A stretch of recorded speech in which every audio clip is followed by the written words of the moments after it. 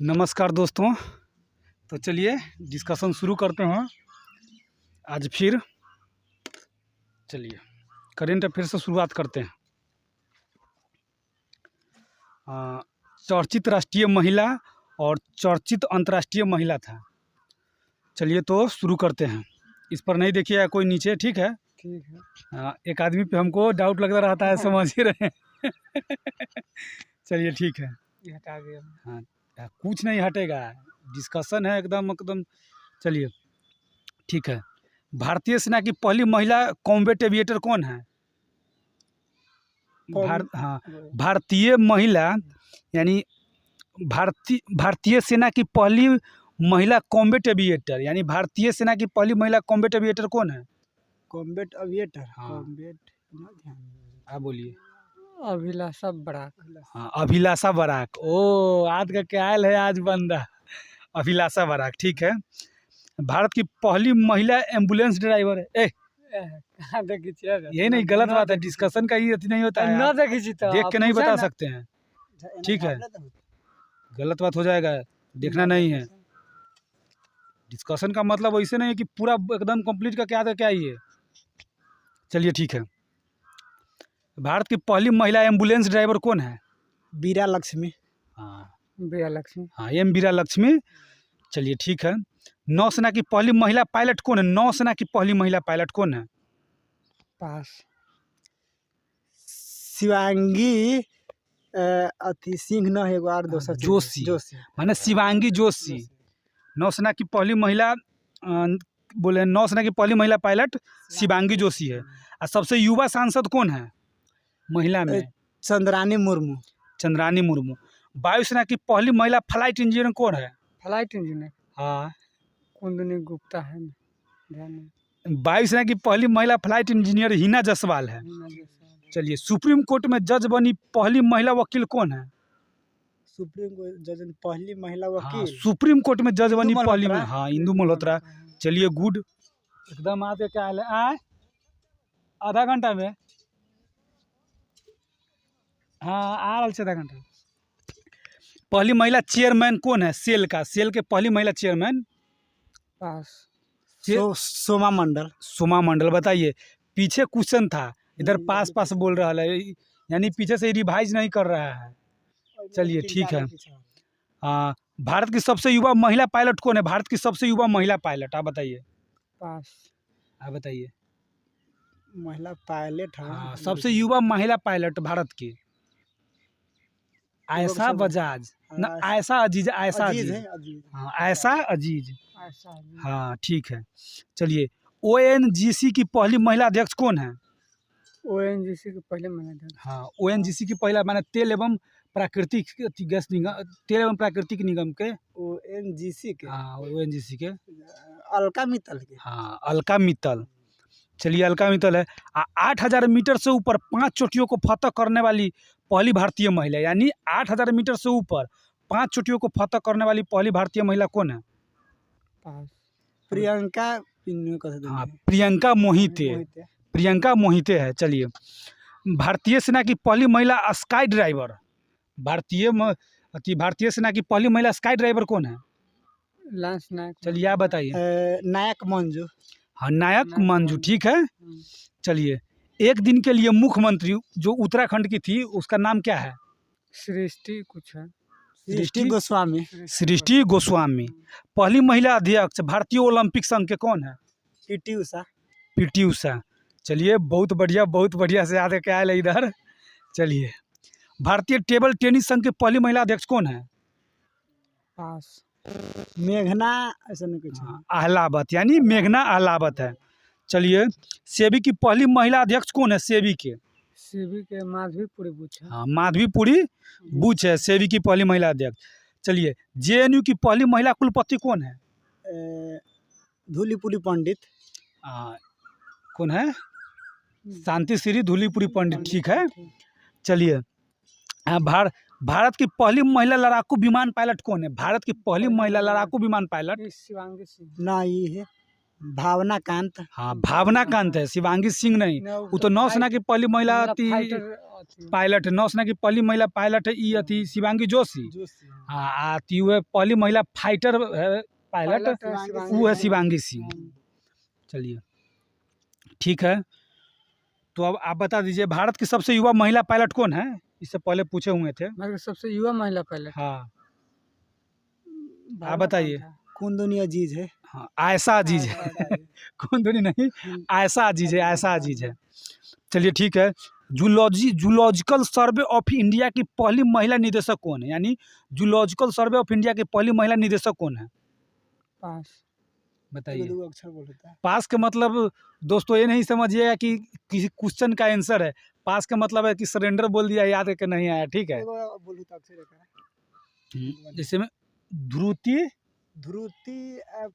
बनर्जी। हाँ ध्रुति बनर्जी। चलिए ध्रुति।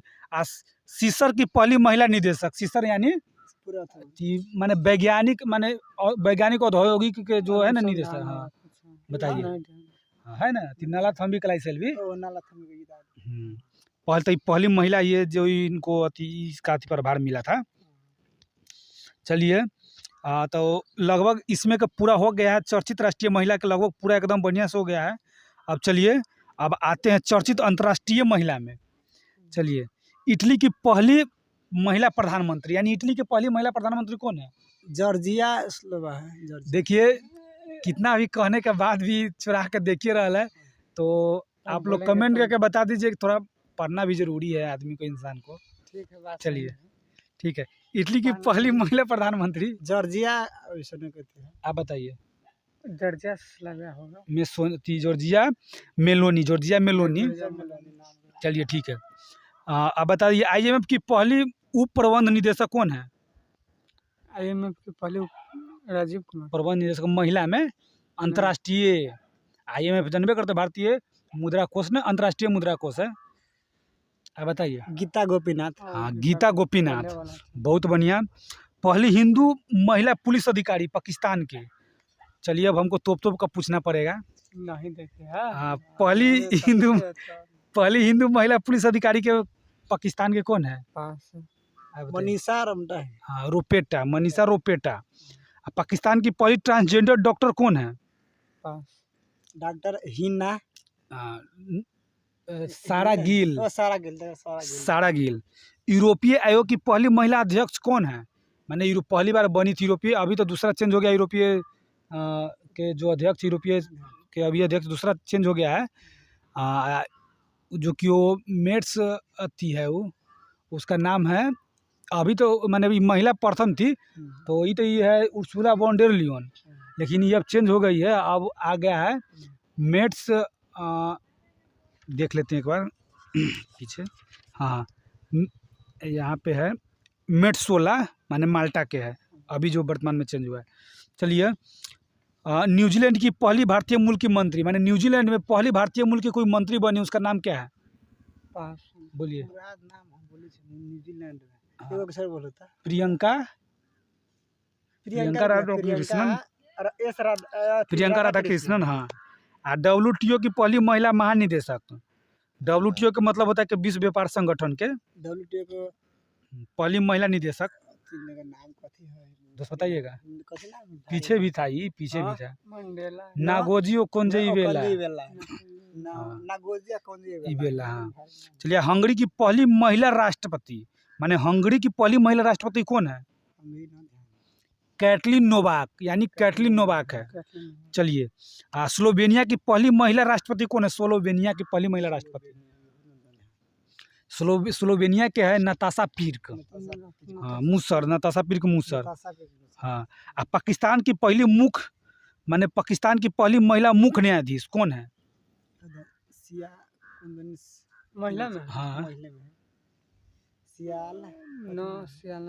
आयशा मलिक। महिलाएं का है इसलिए महिला को पूछ रहे हैं, आयशा मलिक है। चलिए आप बता दीजिए UAE की पहली महिला अंतरिक्ष यात्री कौन है? बताइए। नारूसा हाँ मैंने मतरूसी है, मैंने नौरा अल मतरूसी, यानी नौरा अल मतरूसी है। हाँ चलिए अब वॉल्ट डिज्नी की पहली महिला अध्यक्ष कौन है? वॉल्ट डिज्नी की पहली महिला अध्यक्ष। वॉल्ट। हाँ वॉल्ट डिज्नी की पहली महिला अध्यक्ष लाल है। आप बताइए। नहीं, वर्ल्ड इन माने सूजन और नोल्ड है, सूजन और नोल्ड। सूजन और नॉन। चलिए आप बताइए, पहली महिला राष्ट्रपति होंडुरास के कौन है? पास। बताइए होंडुरास की पहली महिला। हाँ, सियोमारो कास्त्रो। सियोमारो कास्त्रो है।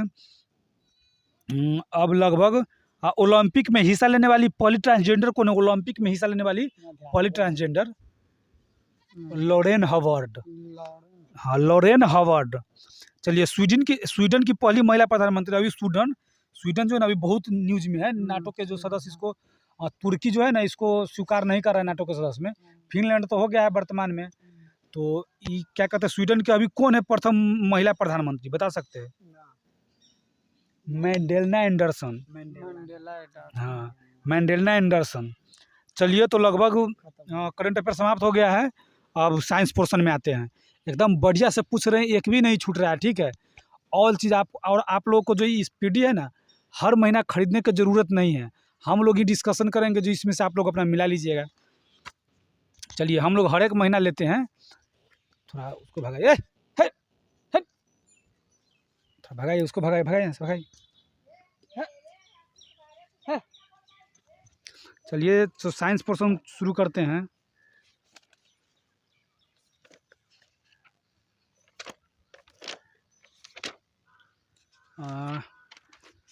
फिजिक्स से शुरू करते हैं। चलिए फिजिक्स में गुरुत्वाकर्षण दिया गया था। चलिए बढ़िया से एकदम पूछ देते हैं। न्यूटन के गुरुत्वाकर्षण के नियम कोई बता सकते हैं? न्यूटन के गुरुत्वाकर्षण के नियम कोई बता सकते हैं? वैसे नहीं बता सकते। हाँ, देखिए बता सकते हाँ हैं। बताइए। दो पिंडों के बीच आकर्षण बल उनके बीच के दूरी के व्युत्क्रमानुपाती होता है अपना भाषा में। जैसे में ऐसे है, जैसे द्रव्यमान के गुणनफल के अनुक्रमानुपाती होता है, उसके बीच के दूरी के वर्ग व्युत्क्रमानुपाती होता है। दो माने जैसे में पिंड है उसके दो पिंडों के बीच लगने वाला आकर्षण बल, दो पिंडों के बीच लगने वाला आकर्षण बल माने पिंडों के द्रव्यमान के गुणनफल के अनुक्रमानुपाती, और उसके बीच के दूरी के व्युत्क्रमानुपाती होता है। इसके बीच के दूरी के वर्ग के व्युत्क्रमानुपाती होता है। चलिए वर्ग के, ठीक है। चलिए बता दीजिए न्यूटन के गुरुत्वाकर्षण नियम का जो फॉर्मूला है ना, वो बता दीजिए। जैसे मैं माना कि दो पिंड जिनके द्रव्यमान m1 एवं m2 है, एक दूसरे से r दूरी पर स्थित है, तो न्यूटन के नियम के अनुसार उसके बीच लगने वाला आकर्षण बल क्या है, आप बताइए। बराबर जी m1 m2 बटा r स्क्वायर। जहाँ जी m1 into m2 बटे r स्क्वायर। हाँ, तो उसको क्या कहा जाता है? किसको? जैसे में जी को क्या कहा जाता है? सार्वत्रिक नियतांक। हाँ, सर्वात्रिक गुरुत्वाकर्षण नियतांक। जी के मान आप बता सकते हैं? छोटका जी के मान, बड़का जी के मान, जो सर्वात्रिक गुरुत्वाकर्षण नियतांक है ना, 6 7 गुना 10 के पावर हो जो। हाँ 6 7 10 के पावर कितना देना है? आप बता सकते हैं? 6.67 गुना 10 के पावर माने 11 न्यूटन मीटर स्क्वायर पर केजी। हाँ बहुत बढ़िया। यानी 6.67 गुना 10 के पावर -11 न्यूटन मीटर स्क्वायर बटे केजी स्क्वायर। ठीक है। चलिए तो अब ये बताइए, सर्वात्रिक गुरुत्वाकर्षण नियतांक यानी जी है ना, इनका प्रायोगिक मान सबसे पहले किसने माने दिया? इसका प्रायोगिक नाम किसने दिया सबसे पहले मान इसका? जैसे में जी का जो मान है 6.67 गुना 10 के power -11 newton metre square by KG square, तो इसका मान कौन दिया है? मान कौन दिया? हेनरी कोवेंडिश 1788 ईस्वी में दिया था। हेनरी कोवेंडिश 1788 में। हाँ चलिए आप बताइए, गुरुत्व माने ग्रेविटी का मान कितना है? 9.8 मीटर प्रति सेकंड स्क्वायर। 9.8 मीटर। चलिए ठीक है। हाँ, गुरुत्व जनित त्वरण किस किस चीज़ पर निर्भर नहीं करता है, बता सकते हैं? किस किस चीज़ पर नहीं निर्भर करता है, बता सकते हैं? द्रव्यमान पर नहीं। हाँ देखिए, न वस्तु के जो है ना, वस्तु के न रूप पर, न आकार पर, न द्रव्यमान पर, किसी चीज़ पर निर्भर नहीं करता है। चलिए जी के मान में परिवर्तन यही है जो गुरुत्व जनित त्वरण। देखिए पृथ्वी के सतह से ऊपर या नीचे जाने पर जी का मान में क्या परिवर्तन होता है? बढ़ता है, घटता है। जी के मान जब ये जी के मान में ऊपर या नीचे जाएगा ना जी के मान में, तो जी के मान घट जाता है। अब पृथ्वी के घूर्णन गति बढ़ने पर जी के मान क्या होता है? घूर्णन गति बढ़ने पर जी का मान कम जाता है। ठीक है। हाँ, जब ये घूर्णन गति बढ़ेगा तो जी का मान कम जाता है। अब पृथ्वी के घूर्णन गति बढ़ने पर जी के मान में जी के मान घट जाता है। हाँ, अब पृथ्वी के घूर्णन गति घटने पर जी के मान में परिवर्तन बढ़ जाएगा। अब पृथ्वी के विषुवत रेखा पर जी के मान में क्या होता है? माने इसमें जी के बढ़ता है विषुवत रेखा पर ज़्यादा होता है। ध्रुव पर ज़्यादा होता है जी का मान, विषुवत रेखा पर कम होता है जी का मान, समझे।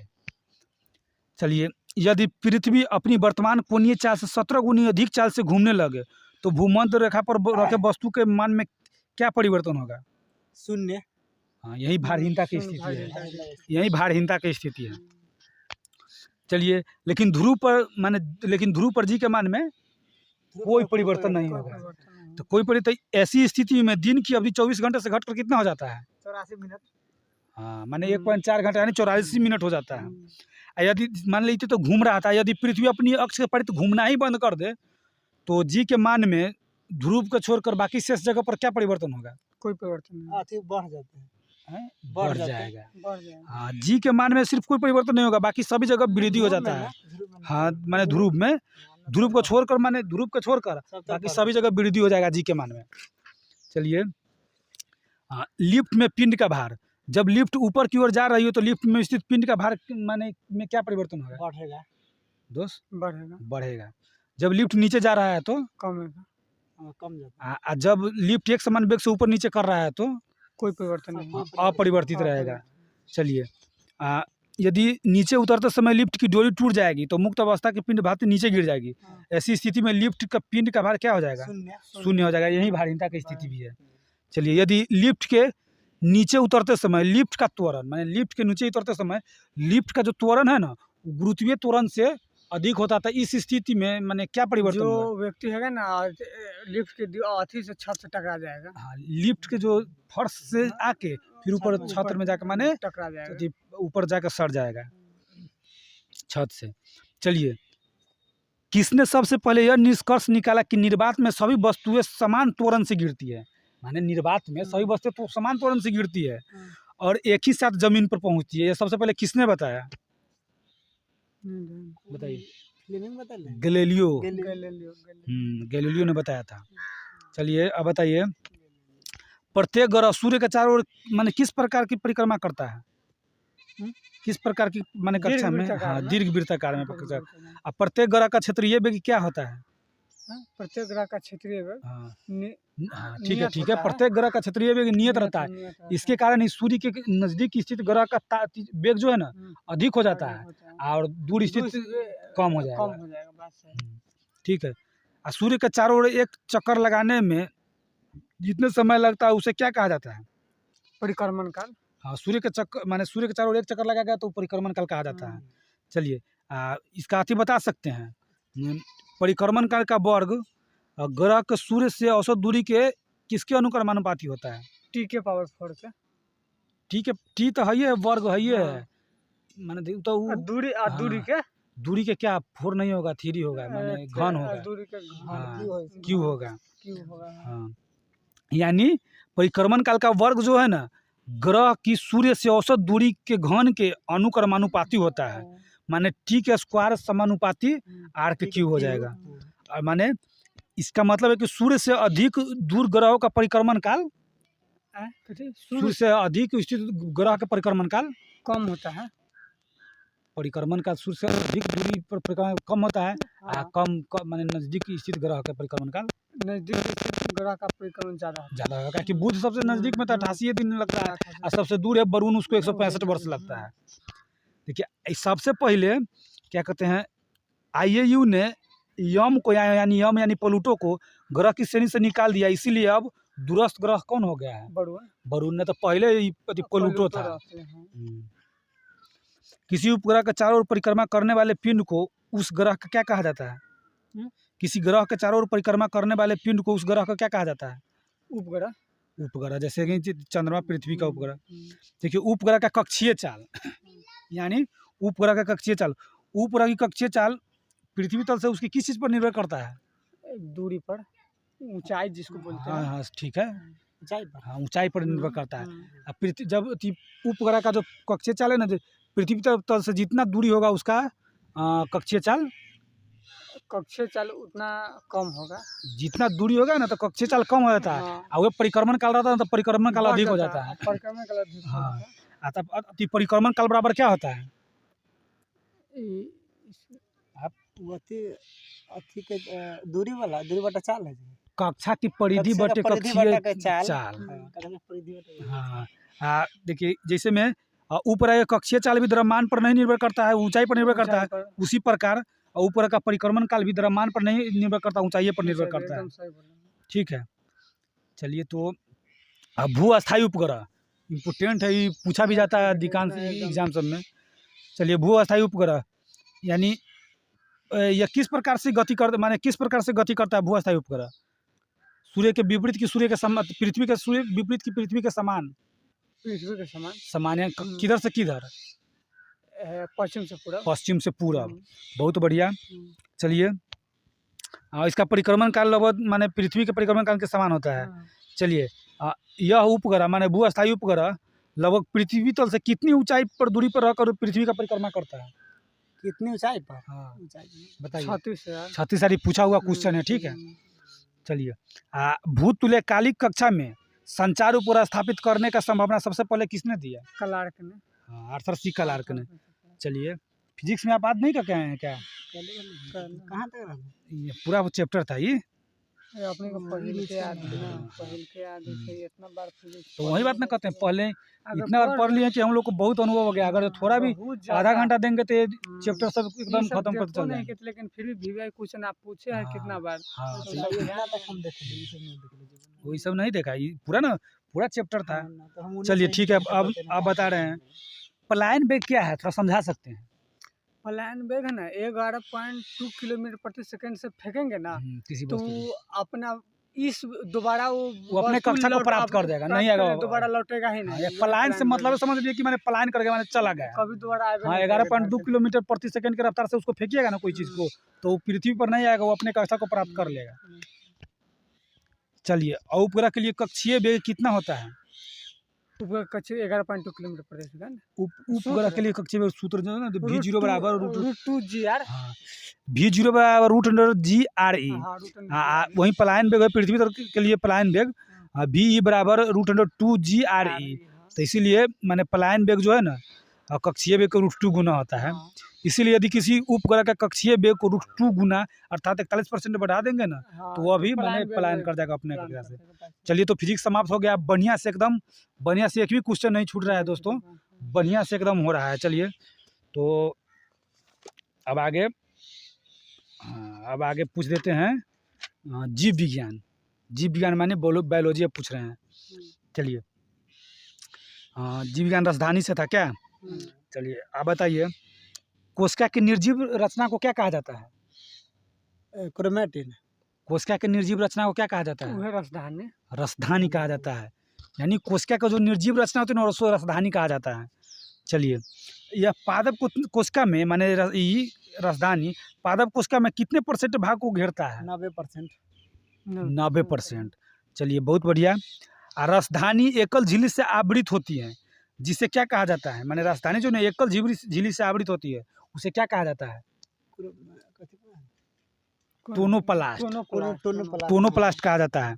अच्छा चलिए बताइए अमीबा में उत्सर्जन के लिए महत्वपूर्ण है क्या चीज?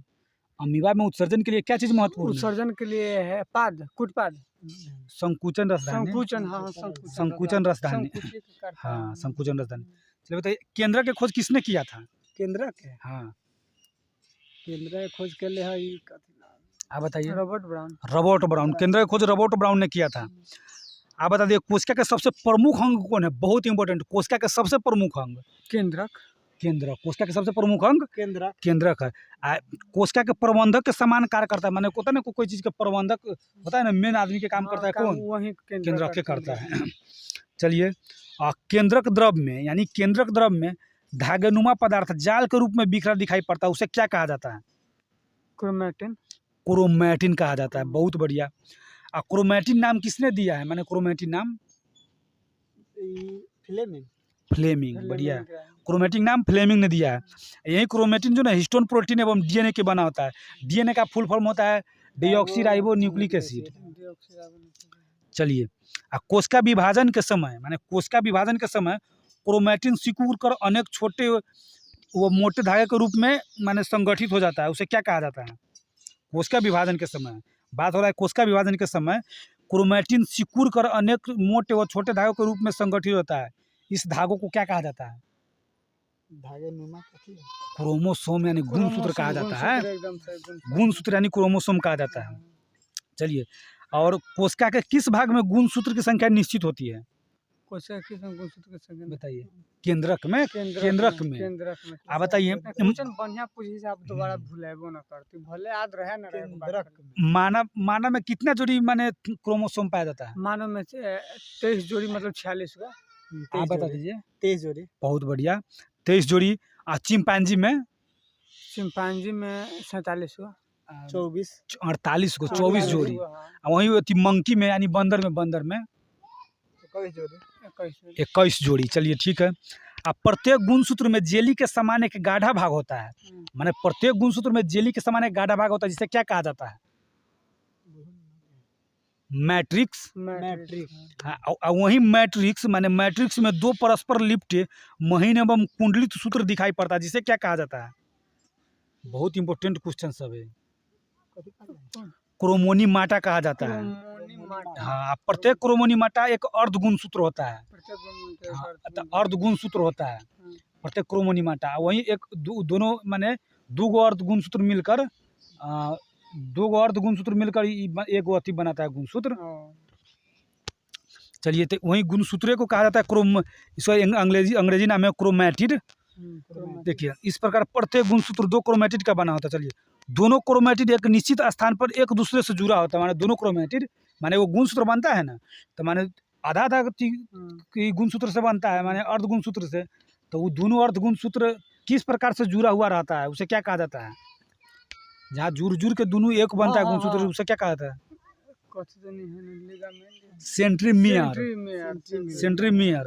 चलिए, गुणसूत्र में बहुत से जीन उपस्थित होते हैं, समझ रहे हैं? चलिए, जो एक पीढ़ी से दूसरे पीढ़ी के लक्षणों को हस्तांतरित करने में सहायक होता है। माने कौन? माने एक पीढ़ी से दूसरे पीढ़ी में लक्षणों को हस्तांतरित करने में सहायक होता है कौन चीज?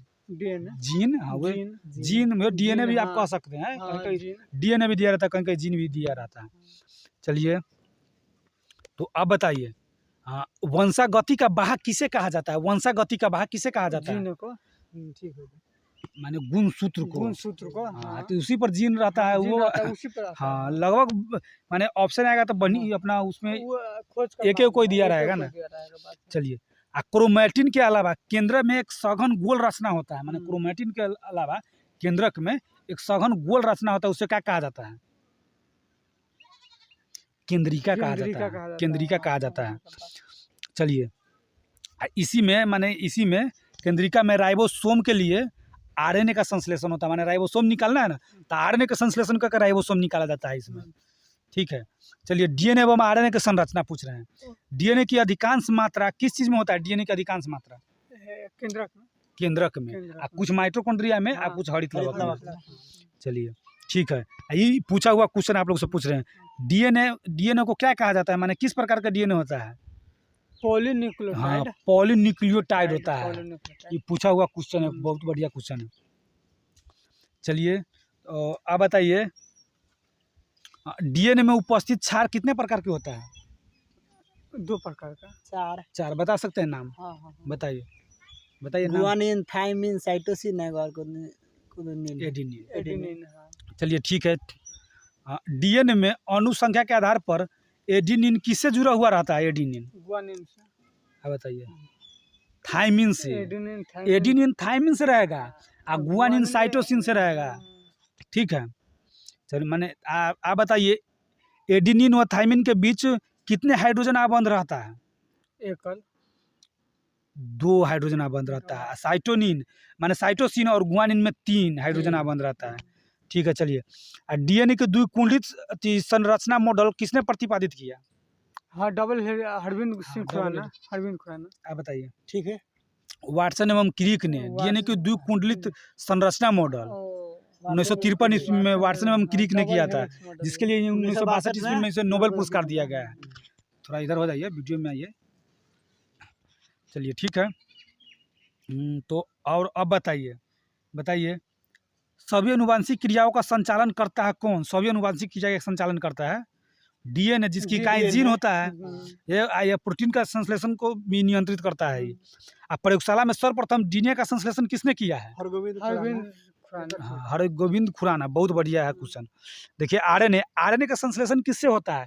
जैसे में कैसे राइबोसोम का संश्लेषण होता था आरएनए से, उसमें माने केंद्रिका में, तो इसमें आरएनए का संश्लेषण किससे होता है? राइबोसोम से न्यूक्लिक डीएनए से होता है आरएनए का संश्लेषण। हाँ, इसमें नाइट्रोजन बेस किस प्रकार से होता है? नाइट्रोजन बेस किस प्रकार का होता है? अम्लीय। बताइए। इसमें नाइट्रोजन बेस जो है ना, थायमिन के जगह पर यूरोसिल होता है। यूरोसिल आ जाता है, हाँ, थायमिन के ठीक जगह है। पर यूरोसिल। चलिए आरएनए 3 प्रकार का होता है। चलिए वे राइबोसोम माने वे जिस ये राइबोसोम पर लगे रहते हैं और प्रोटीन संश्लेषण में सहायक होता है, कौन सा आरएनए? एमआरएनए। हाँ बताइए। राइबोसोम पर लगे रहते हैं और प्रोटीन संश्लेषण में सहायक होता है, तो आरएनए। ये राइबोसोम आर से राइबोसोम, आर से आर समझ जाइए। चलिए आप बताइए, यह केंद्रक के बाहर विभिन्न आदेश लेकर अमीनो अम्ल को चुनने में मदद करता है। एमआरएनए ई है एमआरएनए। यह प्रोटीन संश्लेषण में विभिन्न प्रकार के अमीनो अम्ल को राइबोसोम पर लाते हैं जहाँ प्रोटीन बनता है, टीआरएनए। अब प्रोटीन बनने की अंतिम क्रिया को क्या कहा जाता है? इधर आ जाओ। हाँ, टीआरएनए। बताइए। ट्रांसलेशन कहा जाता है। चलिए डीएनए एवं आरएनए में मुख्य अंतर कोई बता सकते हैं? थोड़ा उसको भगाइए यहाँ से। हट हट।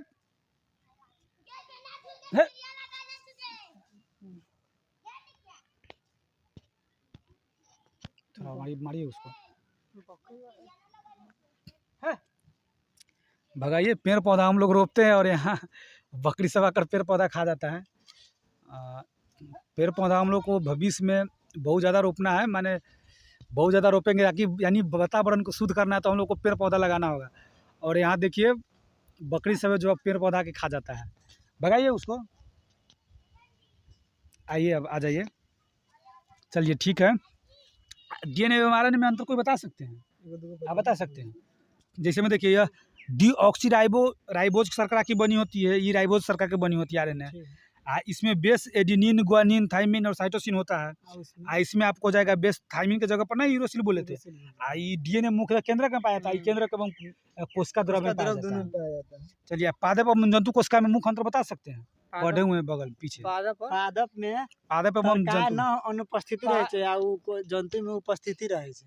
पादप में तरकाय होता है और इसमें शुरू से ये देखिए जंतु में देखिए पादप कोशिका जंतु कोशिका, तो पादप कोशिका में ना जैसे में कोशिका भित्ति पाया जाता है, उसमें कोशिका भित्ति नहीं पाया जाता है जंतु में।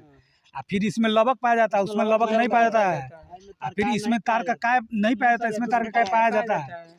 इसकी जो ये है ना, इसकी आकृति आयताकार होती है, इसका आकृति वृत्ताकार होती है। इसकी रिक्तियाँ जो ना बड़ी होती है, किसकी यानी पादप की रिक्तियाँ बड़ी होती है और उसकी छोटी होती है।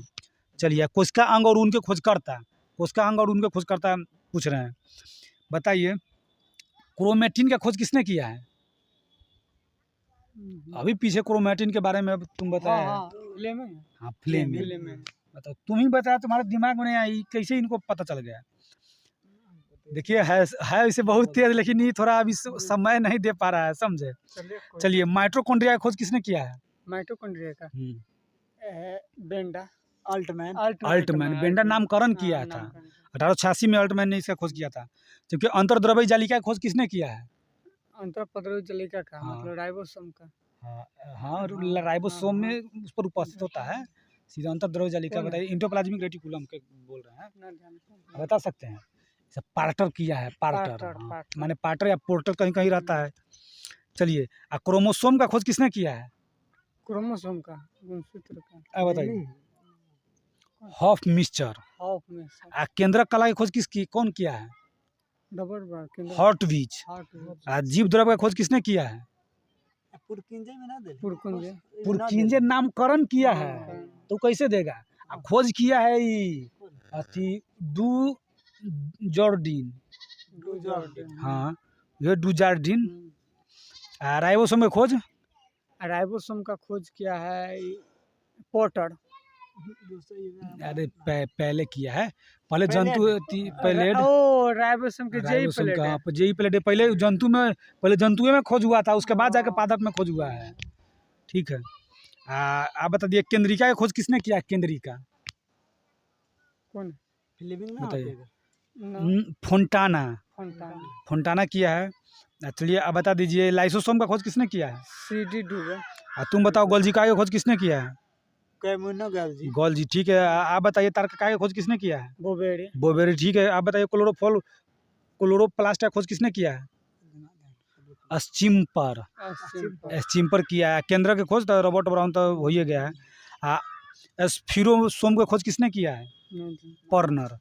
चलिए लगभग खत्म हो गया। हाँ लगभग ख़त्म हो गया ये भी। और बढ़िया से लगभग नहीं, बढ़िया से एक भी क्वेश्चन नहीं छूट रहा है। बढ़िया से लुसेंट एकदम लुसेंट पर कमांड बना लीजिएगा। तो अभी जानिए रहे हैं कि बिहार पुलिस, बिहार दरोगा, SSC inter level, civil court, बहुत सा एग्ज़ाम आने वाला है। तो पहले से तैयार करके हम लोग चलते हैं। चलिए दोस्तों, ठीक है। तो अब कौन कौन सा चैप्टर बच गया? अब केमिस्ट्री बचा हुआ है क्या? केमिस्ट्री में नहीं हुआ है अभी, यही है केमिस्ट्री। चलिए गैसों का आचरण था, गैसों का आचरण था। चलिए बॉयल का नियम बता सकते हैं? मैंने क्या बॉयल का नियम क्या है? टेम्परेचर नियत रहता है। हाँ वो तो है ही है। आयतन दाब के व्युत्क्रमानुपाती होइ छै। नहीं वो तो चार्ल्स का नियम बता रहे हैं। बोवेल को नहीं नहीं ठीक ना, ठीक है। बॉयल का भी दाब के व्युत्क्रमानुपाती होता है, ठीक है। दाब के व्युत्क्रमानुपाती होता है। जैसे में देखिए, हाँ ठीक है, लगभग मैंने बताइए दिए। माने स्थिर ताप पर गैसों के नियत आयतन का मात्रा, मैंने गैसों के नियत मात्रा का आयतन उसके दाब के व्युत्क्रमानुपाती होता है। चार्ल्स के नियम बता सकते हैं? आयतन में बढ़ते कथी के आयतन सेम हुए, खाली इसमें ना परम ताप के समानुपाती हो जाता है। माने स्थिर दाब पर, स्थिर दाब पर गैसों का नियत आयतन जो है ना परम ताप के समानुपाती हो जाता है, ठीक है। ताप के समानुपाती, बॉयल में दाब के व्युत्क्रमानुपाती। चलिए आप बता दीजिए परम ताप बता सकते हैं कितना होता है?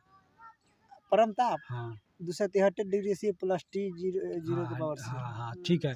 अब परम शून्य ई परम ताप है, परम शून्य ताप अगर पूछा है 273 डिग्री हाँ या 0 की है, ठीक है। चलिए माने सैद्धांतिक रूप से न्यूनतम संभव तापमान कितना है, कितना होता है? न्यूनतम तापमान हाँ कितना होता है दोस्त बताइए? न्यूनतम हाँ -273। वही परम शून्य ताप माने परम शून्य ताप कि माने एकदम परम से परम सबसे कम है। हाँ किस ताप पर सभी गैसों का आयतन शून्य होता है? बहुत इंपॉर्टेंट क्वेश्चन। किस दाब पर माने किस ताप पर सभी गैसों का आयतन शून्य होता है? -273। हाँ ये पर है -273 डिग्री सेंटीग्रेड। चलिए एवोगाड्रो संख्या का बता सकते हैं? एवोगाड्रो नियम कोई नियम बताइए एवोगाड्रो का, आप बता सकते हैं? एवोगाड्रो का नियम देखिए, समान ताप और दाब पर, समान ताप और दाब पर समान गैसों के आयतन में अणुओं के माने समान होता है। हाँ यानी समान ताप एवं समान दाब पर गैसों के समान आयतन में अणुओं का संख्या समान होता है। समानता ताप एवं दाब पर विभिन्न गैसों का 1 ग्राम अणु का आयतन कितना होता है? सामान्य ताप 4 लीटर 22.4 लीटर। हाँ 22.4 लीटर होता है। ये 22.4 लीटर में कितना अणु होता है? वही 6.0 22 में 10 के पावर 23 अणु होता है। चलिए आदर्श गैस की ऊर्जा किस चीज़ पर निर्भर करता है? आदर्श गैस की ऊर्जा किस चीज़ पर निर्भर करता है? माने ये पूछ रहे गैस का आचरण, इसमें खाली गैस के बारे में आपको जानना है। या मोल की संख्या पर निर्भर करता है। अवस्था समीकरण, अब अवस्था समीकरण बता सकते हैं? अवस्था समीकरण क्या होता है?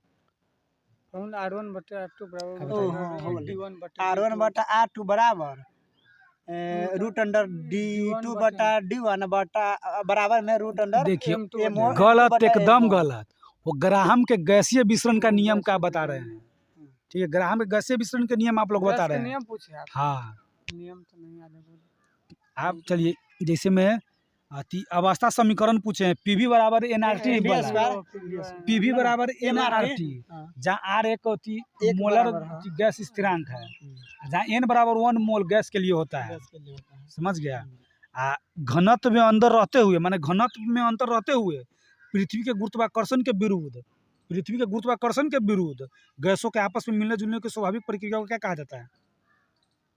गैस का विसरण नियम। गैस का विसरण नियम। हाँ, गैस का विसरण नियम का ग्राहम का गैसीय विसरण नियम क्या होता है आप बताइए। वो होता है तो वो होता है जैसे R1/R2 नियत ताप एवं दाब पर गैसों के विसरण की अपेक्षिक गति या उसके घनत्व अथवा अनुभार के वर्गमूल के बीच क्रमानुपाती होता है।